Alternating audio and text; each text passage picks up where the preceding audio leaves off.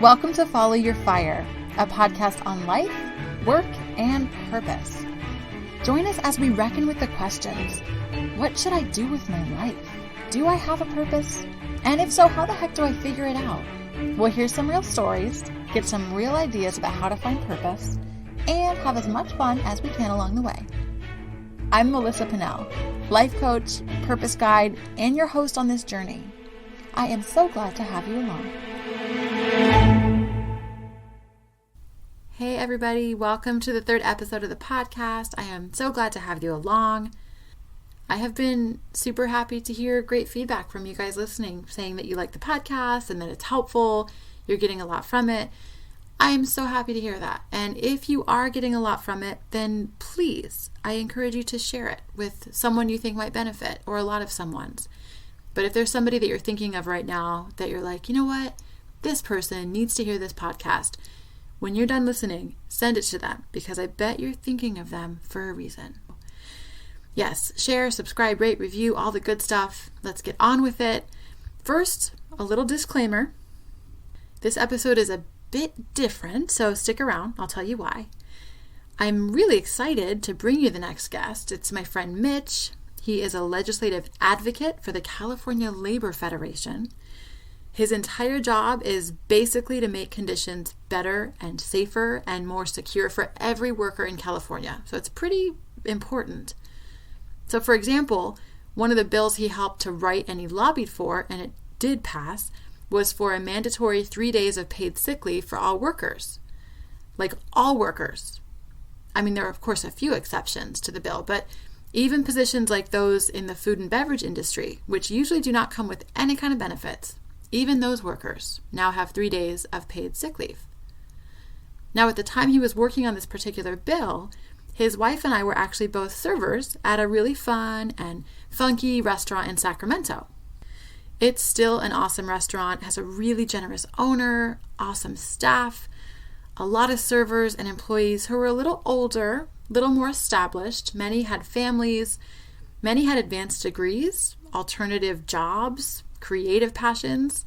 For some people, this was their main gig. For others, it was a reliable stream of income while they pursued art or real estate. Or I remember one was a professor at a local university.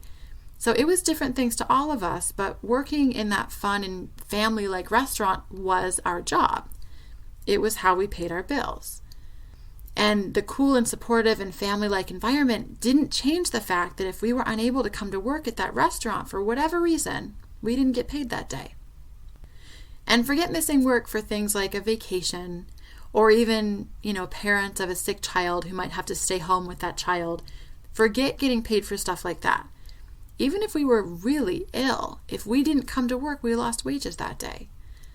Which, as a side note, that can be a reason people go to work when they really shouldn't.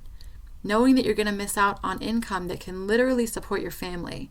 And maybe you live paycheck to paycheck. That can get even the most contagious people out of bed, clocking in, when maybe they really shouldn't be. So anyway, I digress. A lot of people think, and I've seen this argument made many times on the internet and just in general, well, yeah, that's just the nature of being a worker in the food and beverage industry, right? You don't get paid time off. You have to deal with the downside. You signed up for it when you got the job, right? Not getting paid when you're sick. It is what it is. I mean, we chose to work in jobs like that, right? And I gotta just pause for a second. And let's remember, the same people who argue that these workers don't deserve rights are people who often are benefiting from their job. People who might swing through the drive-thru on their way home from their high-paying, salaried, benefited position.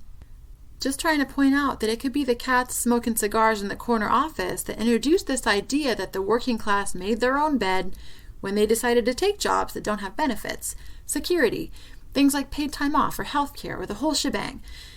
So let's just pay attention to where we get these ideas, from the people who benefit from them. But here I go on a rant when all I was really trying to tell you about was Mitch and this interview. So let me get back to that. So it's easy to think that anyone in a job without general benefits like paid sick time chose to be there, and it just is what it is. That's the normal way of thinking, and I say that because I even thought like that. While I was working in the food and beverage industry, I thought like that too. But Mitch's whole job is questioning norms that workers live with today, suggesting that even if you work at a job like food service or retail or any position that society generally assumes doesn't come with benefits, that even you might still deserve to have a few sick days per year and actually get paid for them, at a minimum. Because after all, what society considers normal in one time period isn't always accepted in another, right? It's often in retrospect that we're like, oh, that totally wasn't okay. For example, back in the late 1800s here in the US, it was considered pretty normal to have really long work weeks. There were not regulations on how many hours in a day people should work, how many hours had to be between shifts that people worked. People didn't have to pay you for overtime. There weren't safety measures in place. It was literally often cheaper for people to die on the job in lots of factories than it was to pay them adequately. Those were just normal working standards back then. And then things happened to change that. Like, for example, a big thing that happened was the Triangle Shirtwaist factory fire that actually caused a lot of norms to change. So if you're not familiar with this, the Triangle Shirtwaist was a factory in Greenwich Village in 1911. It was a garment factory. It was on the 8th, 9th, and 10th floor of this really tall building. And one day in that garment factory, a fire broke out. And what do you do if there's a fire? You get out, right? You get out of the building. Except nobody could escape because the doors to the stairwells and the exits were locked. This was a common practice back then, and it was to prevent workers from taking too many breaks, to reduce theft, a normal concern of an employer, but not a great tactic. So people who didn't want to burn to death that day literally jumped out of windows to their death. It was horrific. 146 garment workers died that day. Most of them were women and girls. They were between the ages of like 14 and 23. And back then, locking employees in was a common practice. It was normal. So let's get back to Mitch's job in present day. And this is not to say that workers in industries where there's not paid sick leave is comparable to a huge tragedy like that one. But it is important to realize that norms are not always right, and they're definitely not always in the best interest of workers. We need people to question what's normal in the interest of workplace safety and security, right? And before Mitch and the Labor Federation lobbied for a minimum of 3 days of paid sick leave for all workers, that was considered normal too. You just didn't get paid sick leave if you worked in an industry like this. So Mitch has a job where he gets to improve lives and redefine norms and do it all not to get huge companies rich or even get rich himself, which we talked about. He does it because this is something he really cares about. Part of why Mitch's interview is super unique is that he was intentional about choosing what he does for a living. He had the chance and even started in some other careers that were more glamorous and higher paying, more instantly gratifying type careers. But he chose to work in the labor movement because he saw that any other thing people might want to change or do in their life is literally only possible if they can take care of themselves and their family. He went down to that bottom rung of Maslow's hierarchy of needs. And for anybody who's not familiar with that, I'll post a link to my website and you can check it out. So at this bottom rung is the need for food, water, warmth, rest, followed closely by security and safety. And Mitch decided to work right there because those are literally the foundation of any other changes someone might want to make in life. I mean, even my job as a coach, it's only possible if the people who hire me have a place to sleep. They can feed their family, which likely means that they're safe at work and they're being paid adequately and ideally even treated with respect. So the labor movement affects all of us, regardless of what our job is. After all, you don't want to go to Taco Bell and pick up your burrito that's been wrapped by somebody with snot dripping out of their nose because they're so sick, but they can't afford to miss work, right? Sorry for that visual. It was gross, but you get the idea. P.S. I love Taco Bell. My interview with Mitch is an example of someone not ending up somewhere by accident. Although many of my interviews have been that sort of story, and there's a lot to learn from those too.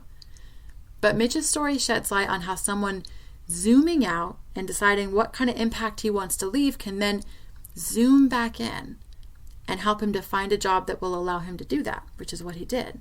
So as the granddaughter of a proud union man who always encouraged us to support unions, never cross a picket line, I feel really proud to give a voice to a job and person like Mitch. Super excited.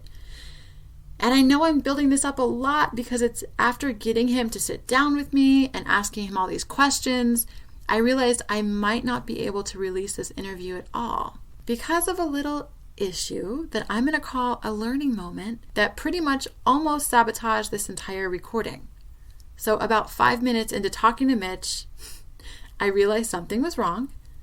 He's unpacking what his job entails, and he's already showing some really gold nuggets about how he got there. And I look and I see that the waves of my recording program had totally started to flatline, which is not good. That means it's not recording. My heart started totally racing, and I realized I was missing huge swaths of the interview, like major parts of what he was saying. I started to panic, thinking like, do I stop him? He's in the flow. He's talking about what he does. I'm thinking, what do I do? And oh my God, has this happened in other interviews? Imagining all the other interviews I'd done. Maybe they hadn't recorded right either. So he's still talking. I'm trying to stay present. My mind is zooming to podcast apocalypse status. I'm basically wondering how the heck I ever thought I could record a podcast, let alone one that involves other people and technology. And it got really dark and catastrophic in my head, you guys. We're talking like storm clouds and lightning, apocalypse. And then I realized my thoughts were totally running away.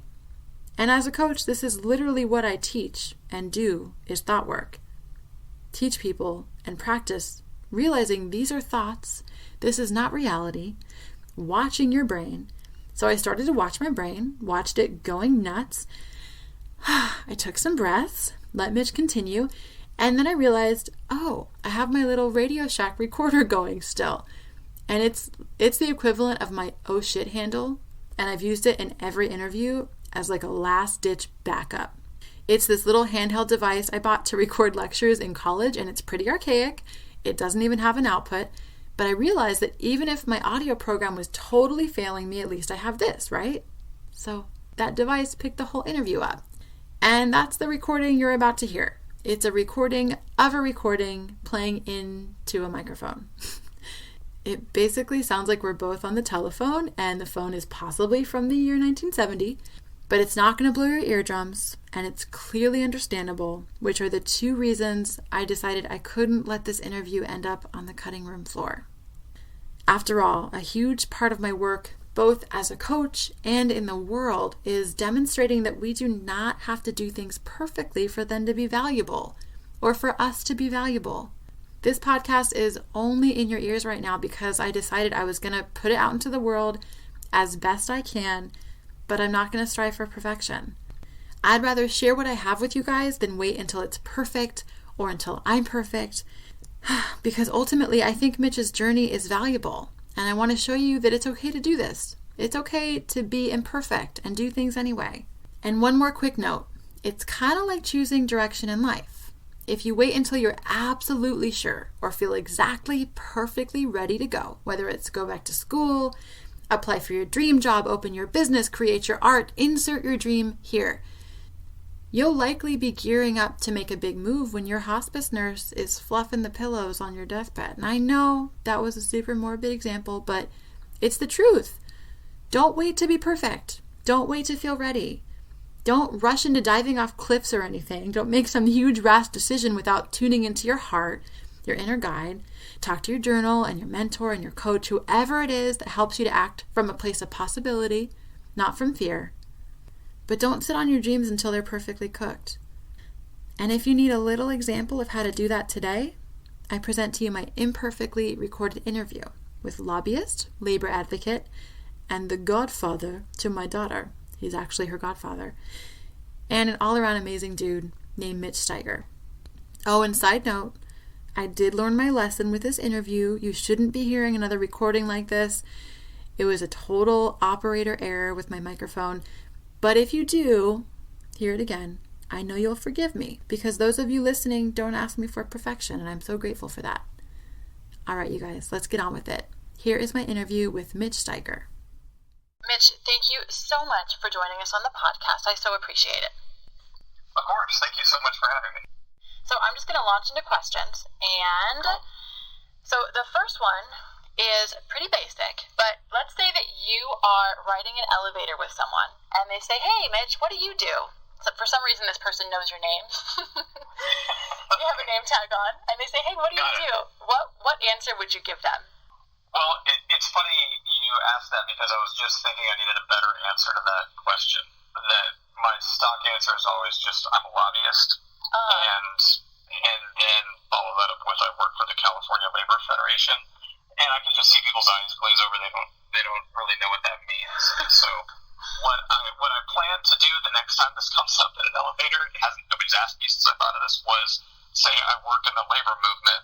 I'm a legislative advocate, I'm a lobbyist, something like that. But the plan is to start with I work in the labor movement because I think that's a better description of what I do and sort of how I think of myself than I'm a lobbyist. Plus, as we talked about, most people don't really know what lobbyists do. And so it's just it's better to have a little bit of an introduction first before that word comes out. Yeah. No, I think it's actually, I like that we're talking about this because now you're totally prepared for your next elevator ride. But I think that lobbyist for the layperson, which I consider myself in terms of the political world, the layperson, lobbyist gets thrown around a lot as an insult, as in the lobbyist pushing for this thing that's actually detrimental. But I mean, I heard you describe it as money bundlers. Well, a lot of people think that's kind of what we do, and there are lobbyists that do that. They have weird little ways of collecting lots of campaign contributions and making it, they're kind of the funnel, they're kind of the source for those. There's a way to do it legally that drastically increases your power as a lobbyist because you have ways of channeling lots of money towards elected officials and parties and different other kinds of political organizations. So some of them are that. I am definitely not that. Yeah. But that's a thing. No, totally. Well, thank you for kind of explaining the difference. And also, I am me. I am not necessarily every person out there. So that's the way that I kind of had heard of them. And then I also know you and know that you're so much more. A part of the labor movement is a pretty big and important role in terms of the public good. So now we're going to go to a different scenario. Let's say you're at the dreaded cocktail party that we all think of where someone's asking, "So what do you do?" And you have a little bit more time to explain it, and they're really interested, which we are. So now you have a little bit more time. What does your job actually look like? The short answer is that it's my job to pass bills that are good for workers and stop bills that are bad for workers. And so because I work for the California Labor Federation, we're the state arm of an organization that's basically the union of unions. And then the California Labor Federation has a few lobbyists. I'm one of those. And so we focus on state government, state regulatory agencies, and just trying to make sure that the laws passed by the legislature and the regulations passed by the state agencies work as well as they possibly can for workers. Well, it's pretty neat. I mean, it looks like you were a part of legislating, and it looks like maybe testifying. I'm not sure if these were two different acts, but in getting different bills passed that did exactly that. One was, like, I remember when it became a thing that almost everyone, as I was reading about the bill, I learned a little bit more, in California was allowed to take paid sick leave, how that was just revolutionary, and you were a part of that bill, it looks like. Yes, so we sponsored the bill that created that, AB 1522, I think, that was about 2014. Mm-hmm. And so the bill just created a new state law that just about everybody gets at least 3 paid sick days a year. And so, private sector workers. And so what that did, we hope, was create kind of a floor that employers can build on. So, for example, most union members do get paid sick days. Most of them get more than 3, but there are a lot of workers out there, particularly in the restaurant industry where my wife worked at the time, who got no paid sick leave at all. And especially in industries like the restaurant industry, where you really don't want them there if they're suffering from some sort of contagious illness, it's really, really important for a lot of reasons, not just because the worker isn't miserable, but also so that they don't get a whole lot of other people sick. And there's a real human toll there, there's a real financial toll there that is hard to account for accurately if you're an employer and you're really focused on the short term, making payroll this week, keeping the business going, keeping the doors open. It can be hard to think that, okay, well, if I invest in paid sick days now, it will pay off in the future in all sorts of ways, both personal and financial. But what the bill tried to do was establish that in law, and hopefully employers would realize in not too much time that it actually does work out for them in all sorts of ways. Yeah, no, I mean, it's definitely something that you can kind of quantify and say, look, this is something that did a public good, on a very widespread level. And I think that's kind of a good pivot into, it's easy, I mean, for someone like me to be like, wow, what a cool job to actually be a part of things that affect a large amount of people, especially, I don't want to say underprivileged, but the working class. Like, that's a really important role. And I'm sure actually being in the role is a unique feeling in and of itself. So I just love to hear from your perspective. What's like your favorite part of what you do? I guess my favorite part of what I do is, I'd say, just the real tangible outcomes of working on things like bills and regulations. So the most recent one that we worked on was a temporary emergency regulation to better protect outdoor workers from wildfire smoke. And it happened much faster than these things usually do. From start to finish, it was probably about, I think it was 7 months. And at the end now, as of July of this year, workers who are exposed to wildfire smoke have to have access to the N95 masks that keep out 95% of the kinds of particulate matter that you don't want to be breathing when you're near a wildland fire. And there was a real problem there when the fires got really bad last year, where workers, especially farm workers and construction workers, were being forced to just work outside in air that was so bad it was literally off the charts. Like, they stopped counting at a certain level, and the air was way beyond that. Oh, yeah. And so they're doing all sorts of permanent damage to themselves and risking their own lives to be out there. A lot of employers weren't protecting them in any way. And so being able to go from one fire season to the next and see that we went from, this was a very, feasible problem out there, that people took pictures of it, we saw it happening, and now there's a law that says you can't do it anymore. And fortunately, the fire season wasn't that bad this year, and so there weren't a whole lot of opportunities to make sure that it was working the way that we hoped it would, but that being able to go and say, okay, well, we all saw a problem that was out there, we formed a coalition to help deal with it, and through the good work of that coalition and the Coalition Standards Board and Assemblymember Mainshine, they carried a bill to help urge the Standards Board to do it in a really short amount of time, that we were able to solve that problem. And, I've had jobs before where that wasn't really the case, where I would be on some research project that would take months, if not years, and then at the end it would just kind of go away, and there wouldn't really be a problem that was solved or a real tangible benefit to it or a thing that had been done. It was just, I spent a lot of time researching something, I wrote a bunch of stuff and I gave it to people. I don't know if they read it or did anything with it, and then I just moved on to another thing. And so that seemed like it was a lot harder to convince myself that I was doing much to really improve things for workers when that was the case. And now there are these specific things that have been done that the Labor Fed has accomplished that I was lucky enough to be a part of, and being able to identify those, it's a really rewarding thing, and I'm really, really lucky to have the opportunity to do it. Yeah. As you were talking about being a part of projects that would be very bureaucratic and take a long time and then not go anywhere, what I was thinking is that as a worker, I guess I'll just kind of put you under that umbrella term, technically I don't know the actual finances of your job, but you were getting paid the same either way. But obviously that's not why you're doing what you do, right? You don't just have, even if you weren't clocking in and clocking out, you're doing it because you want to see this result, this rewarding change in, whether it's wages or worker safety so I do think that's a really important thing to point out, that obviously there's something that goes beyond just, this isn't just a way for you to pay your bills. Yeah, it's definitely a lot more than that, and I'm lucky that the labor movement does has prioritized paying people enough to get by.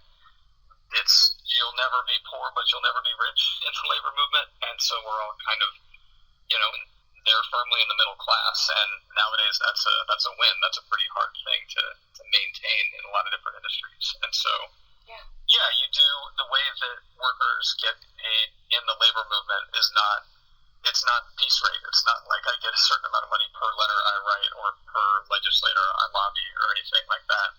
It's just they pay you enough to not need another job so that you can focus on this one and put everything that you need to into this. And so there are a lot of times you're never really done. It's never like, okay, I've done all my work. I'm going to sit here and watch YouTube videos. It's more like whenever there isn't something immediate that has to be done right then that second, I've got a stack of PDFs on my desk that I need to read so that I know as much as I can about the workers' comp system or the unemployment insurance system. And some of them, like workers' comp specifically, is so insanely complicated that you never really understand it. I've been involved in it even just in California for 9 years, and literally every conversation I have about workers' comp, I learned something that I didn't know before. And so there's no real downtime. It's just this sort of constant fight to be the best expert, the best advocate you can be.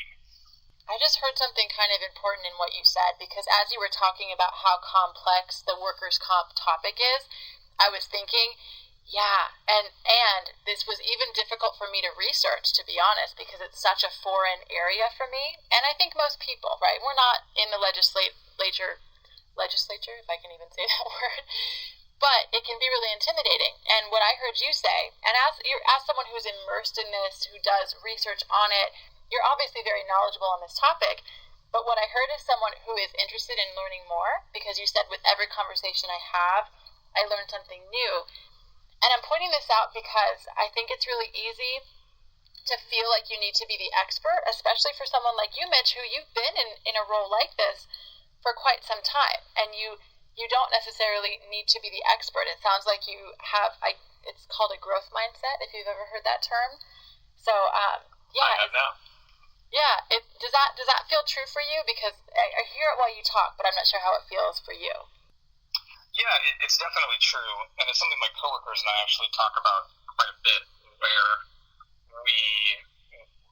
there are a lot of people in the political world that are very ambitious, and that word ambitious means very different things to different people, and to a lot of people it means you've constantly got to be moving up where you work, or finding a new job that pays you more, or some sort of higher status, some way of being more recognized for your work. And for all of us at the Labor Fed, it's like my ambition is just to be a better worker advocate this year than I was last year. It's not to go anywhere. My dream would be to work here until I can't work anymore, but not stay where I am. The idea is that I get to where whenever if knowing something off the top of my head means that that's better for workers versus me having to go back and look it up, that's always good. But if I need to pause things and go back and look it up, that's fine. But the ambition is just to keep building that knowledge base, knowing as much as I can, being able to connect those dots when necessary and when helpful, so that I can grow in this job and always do it better. Because you never really plateau, you never get to where you need to be. It's this constant fight to always get to where you think you should be. Yeah. Well, awesome. And it takes a lot of passion, I think, to stay on that constant upward trajectory. And I think it might be important to go back to when you first entered this area of work. And, you've had quite some time now to build this knowledge and this area of expertise. But when you were new at it, what was that like for you, kind of entering the political world? Because it's one we all watch on TV. And how was it for you actually at the beginning of the road? It was completely terrifying. I started doing this when I was, I think, 22. And I remember testifying for the first time in a legislative committee in Olympia, Washington. And I've written down my testimony like word for word. I just sat down at the table and read it, which you're kind of not really supposed to do. And I was so nervous and sweaty that my hands were on the table, and they were kind of like, they were forming little puddles of sweat under my hands. And I was so nervous that people were going to see that I didn't want to move my hands. So I just sat there with like I was, being arrested or something, like my hands on the desk and talking into this microphone and staring at this piece of paper that I had written. And I'm sure it was visible to everyone in the room, but it was like the only way that I could get through it. I don't know that I've ever been that scared of anything. And like anything, the more you do it, the easier it gets and the more that fear goes away. But yeah, it was absolutely terrifying. I had no idea what I was doing. And it took a long time to get there, and I'm very grateful to people that helped me get through those early months and years where I was trying to figure out how this works, because I'm sure I did a pretty bad job at lots of parts of my job for a long time, and they were patient and were able to wait it out, and hopefully it happens a lot less now. Yeah. I feel like I'm hearing that come up a lot for people, is the people that helped you along your way. It sounds like when you were new and you were scared, and obviously that moment left an impact because you remember every bit of it. It's one of those flashbulb memories, they call them. And for sure. And in that part of your career, it sounds like there were people that you were able to turn to for kind of mentorship. Yeah, there were a lot of people, and the first job that I had was actually specifically designed for people with no experience that just wanted to get involved in the labor movement, wanted to be worker advocates to the Washington State Legislature, and they specifically sought out and hired people that didn't have a lot of experience doing it because they were also trying to solve the problem of it being really hard to get involved in that kind of work because A, there just aren't that many jobs, and B, it's got that catch-22 where the only way to get the experience is to have the job, but no one's going to give you the job until you have the experience. And so they were very good. And it's also a reflection of this idea of apprenticeship. It's kind of a fundamental part of the labor movement, that when you are there and you know what you're doing and you're a journeyman or an expert, that you not only take time to help people develop the same experience you have, but you even help put money into it, and you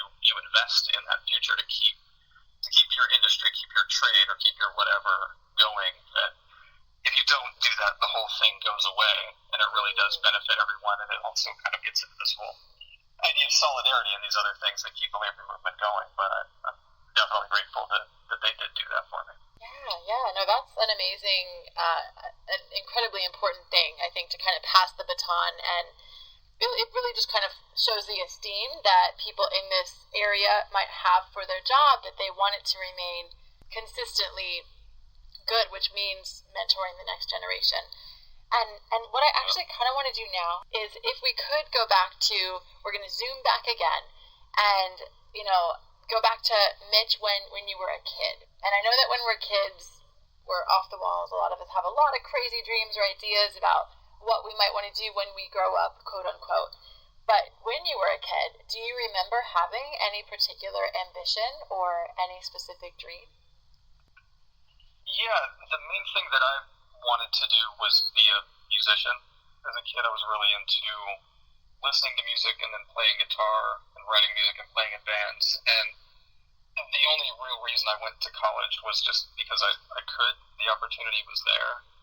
And when I first started looking into that sort of thing, I had no idea what I wanted to do for a living or how I wanted to spend my life, other than I was just like, this is all just kind of a step on the road to playing in bands my whole life, and maybe it'll be something I can make a living at, maybe it won't, but that's going to kind of be how I define myself. And that isn't really how it turned out, but that was the plan. Yeah. So that was Kid Mitch, and it sounds like when you were a little bit older, that was still your plan.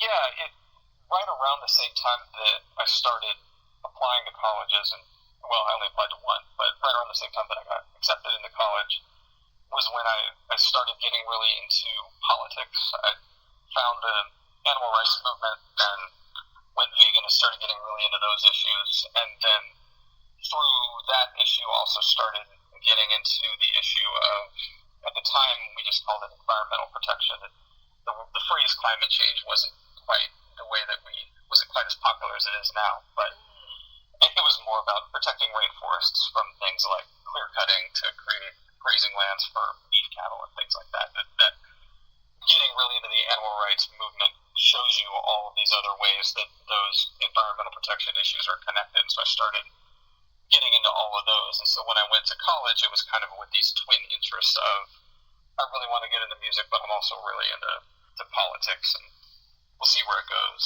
And then the labor movement thing was kind of later. I don't know if you want me to get into how I got into that now, or if I should.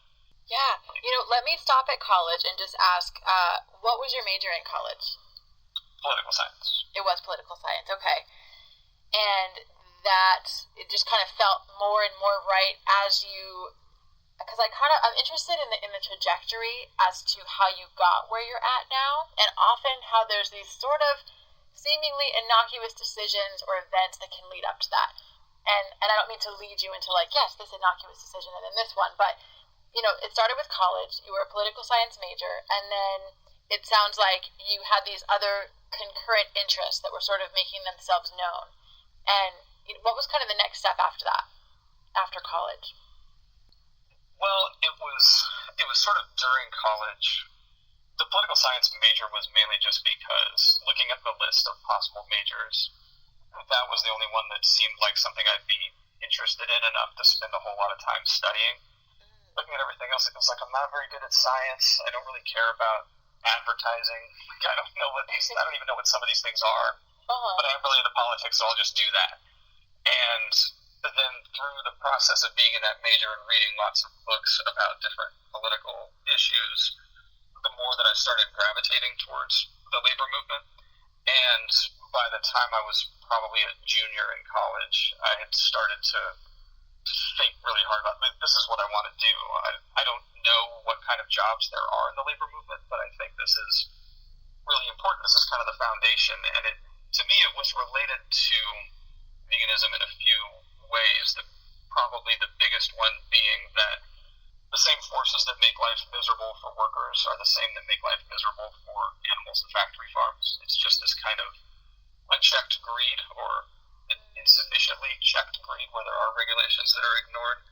And that suffering is the suffering of animals is a lot more like the suffering of humans than most people realize. That it's just as bad for one as it is for the other. And they do really, really awful things to those animals and farms. And so it was like, these are connected in lots of ways, but also just in terms of solving problems, it did kind of start to strike me that it's really hard to get people to care about things like animal rights or environmental protection or climate change when they can't put food on the table, or when they don't have health care, or when they don't have reliable housing or education or things like that. It really kind of seemed like if we want to get people to care about things other than just those immediate needs like food, shelter, healthcare, education, that you got to take care of those things first. And so I really do kind of feel like making strides towards solving those issues, particularly through getting people stable living wage employment and all the other benefits that come from being in a union, you can open up the door to them starting to worry about things that they may not think directly affect them, like some cow in a farm hundreds of miles away, or some rainforest thousands of miles away, things like that, that one really kind of seems like it needs to come before the other. It seemed to me at the time like it really needed to come before the other. And so that was how, when I graduated, it was like, this is what I want to do. I want to get involved in the labor movement. I want to do some sort of political work for the labor movement. If that exists, I want to try to get that job. If it doesn't exist, I want to try to create that job. And that was where I was when I graduated. But obviously, I had no experience doing that. I knew nothing. I had no skills. Like, I could write a 10-page paper about Karl Marx, but as far as doing anything specific as it relates to the government or the labor movement, I didn't have much to offer. Yeah. No, I think that was a very intentional way you seem to think about what you were going to do. And that's pretty incredible at, I'm going to say such a young age, because you were still in college, and you went to college at the traditional age, it sounds like, right? Yeah. So I don't mean to skim over like, oh, this was, you figured it out right away, but to think about, okay, this really matters to me. You're becoming vegan, you're witnessing or you're kind of waking up to all these injustices.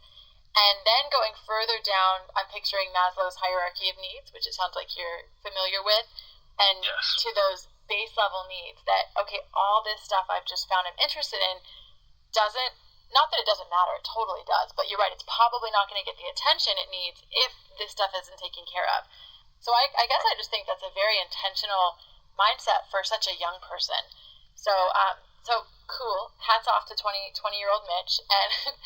And so then Nice of you to say. Thank you. you're feeling more and more. It sounds like, all right, this is the area I want to work in. It's coming from this passion, and something I like to hear as much as I can about is what it feels like to know, okay, this is the area.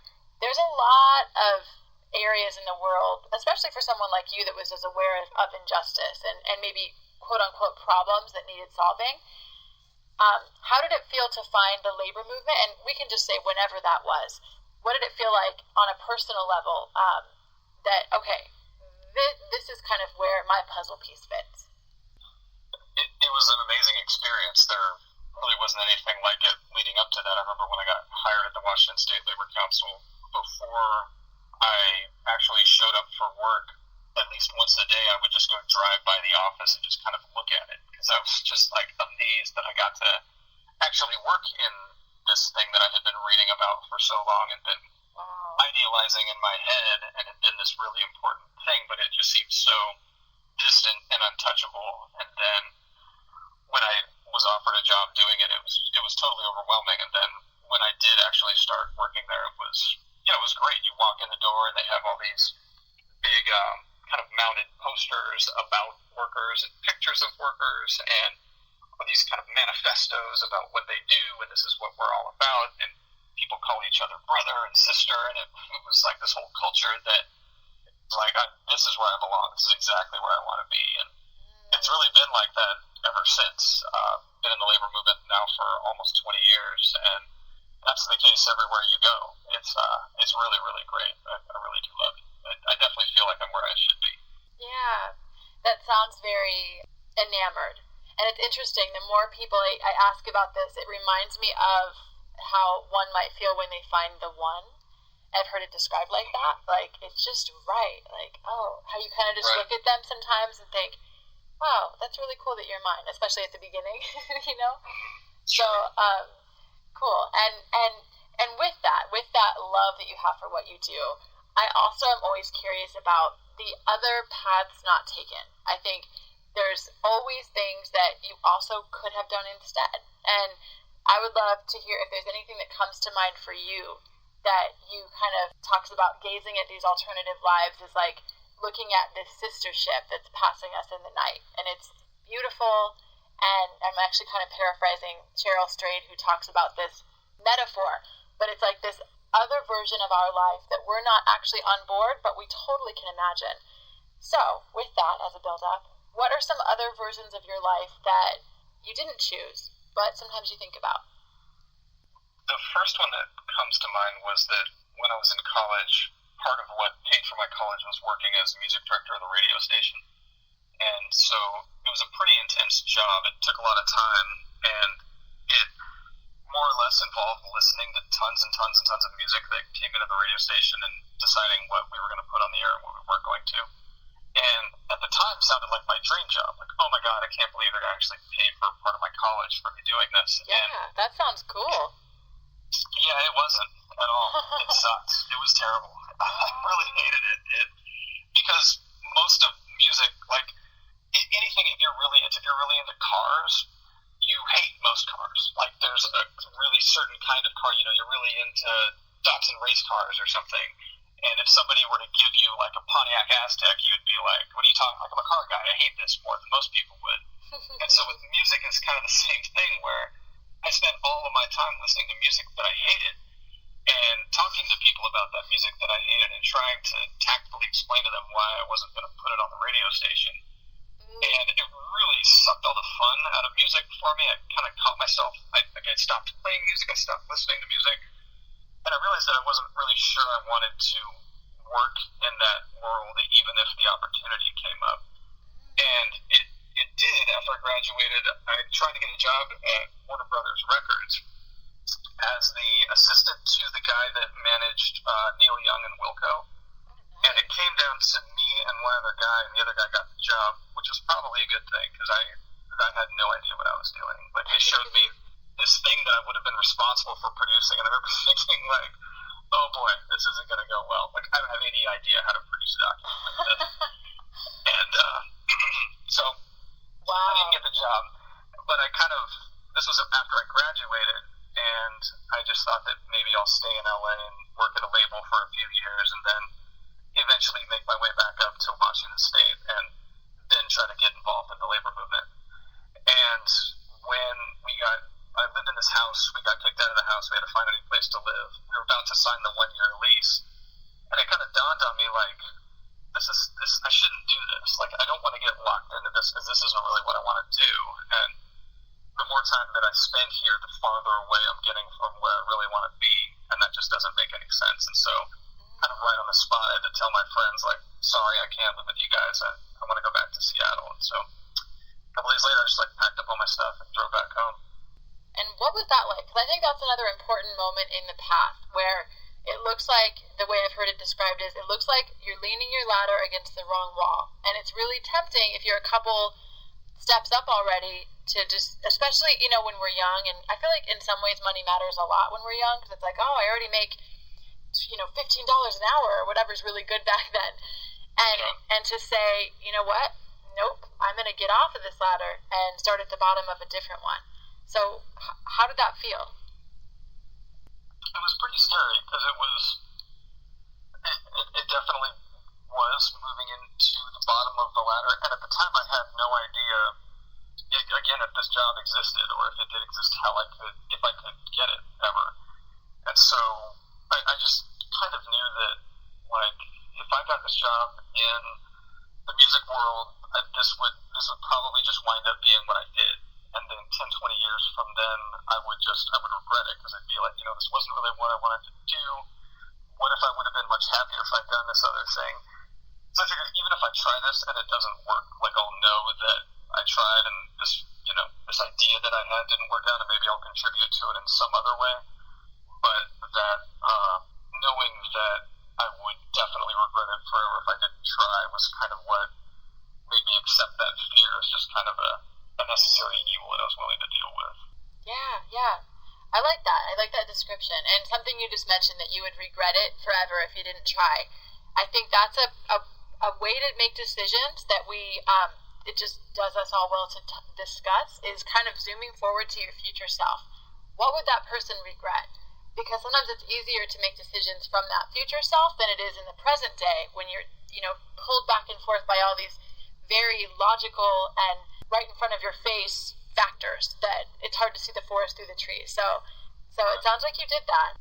I'm wondering, pivoting a little bit, because we're talking about you leaving what many might describe as a very glamorous ladder. Like, let's say you stayed on that ladder, you could be, I don't know any of their names, but, you know, some bigwig in Warner Brothers Records by now, or something that other people would, quote unquote, think was pretty cool. And not that they don't think the labor movement is, it's very meaningful.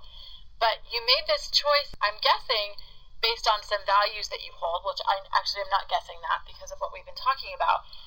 What I'm leading up to is, at this point, in present day, like today, how do you define success? What is your personal definition of a successful, and let's just say a successful life. Let's not even just say successful work, but a successful life.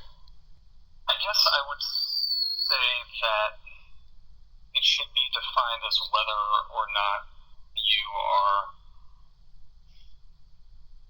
achieving whatever your definition of success is. And for me, it kind of came down to this feeling that I wanted to leave the world better than I found it. And one thing that happened there in the middle of the college years that I didn't really bring up is that because of the kind of life that I led and a lot of the people that I hung out with, I was pretty sure that there was a good chance I wasn't going to live a whole lot longer. It was a pretty dangerous lifestyle. I was around a lot of dangerous people. There were multiple groups of people threatening to kill me, and I didn't think that I was going to make it. I mean, I thought maybe I'll make it to an old age, maybe I won't, but that in the meantime, what I wanted to do was just, since I wasn't going to achieve these things that I really wanted to, I just wanted to make sure that I left the world a better place than I found it. And so that became this sort of guiding principle that kept going. And it was part of what steered me away from the music industry, in addition to knowing that it kind of sucked all the fun out of music when it became my job, but also that, I love music. It's definitely changed my life, but it just didn't feel like something that, at the end of it, looking back on my life, I would feel totally certain that I had made things better, that I had left things better than I found them. And so having that as kind of this one sentence mantra or mission statement or something, hopefully by the time that I'm done with this work and then retire and then, laying there on my deathbed looking back at my life, that I feel like that I did achieve the world is a better place because I was here. And so that's going to be different for everyone, but the step one is probably figuring out what that is and then doing everything you can to get there. And if you did, even if you didn't get there as much as you wanted to, but you gave it your best effort and you don't feel like you left a bunch of stones unturned, then I'd say that's the success. I think that's really great. I definitely heard throughout your definition awareness of mortality, whether it was because you were a young person that was living kind of a crazy life and just didn't think it would live a long time, or even just as a person that, I'm a big fan of remembering we really don't live that long in the scheme of things. And to stay cognizant of that and keep kind of returning to, I like to think of our lives as a movie, and every movie kind of has an arc or even just a tone. Like, this is a romantic comedy, this is a hero's journey, whatever it may be, and continually zooming out of our life and asking, like, what is the theme of my movie? That's kind of what I heard you saying just now. So that's really cool, and I feel like what you were just saying kind of leads us into a question that I would love to end with, and it is, if you were to talk to that person who, maybe we don't know what their definition of success is, but that person who's just kind of feeling stuck and isn't really sure how to figure out which direction to go. Maybe they're interested in a lot of different things, or they feel like they're not that interested in anything, or just kind of at a crossroads of, what should I do with my life? What advice would you give to them?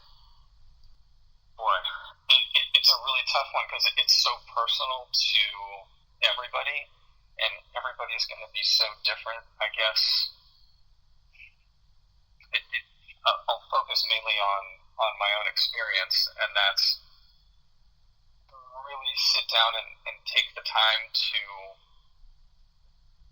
look back at your own life that you've lived so far and try to figure out at what points you were the happiest and why, and use those to try to build a plan for the future.